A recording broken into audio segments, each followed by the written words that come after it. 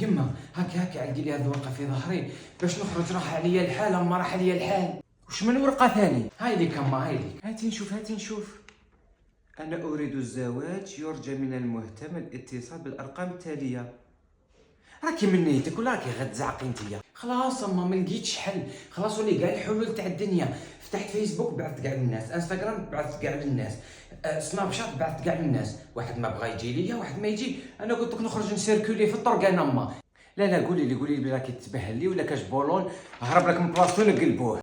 يما طريقة مجربة، أنا قالوها لي ناس جربوها وتزوجوا بأحسن العائلات وتزوجوا الرجال اللي يتمناهم كاع في الدنيا. عبالك كون يشوفك باباك ولا خالتك واش يديروا فيك؟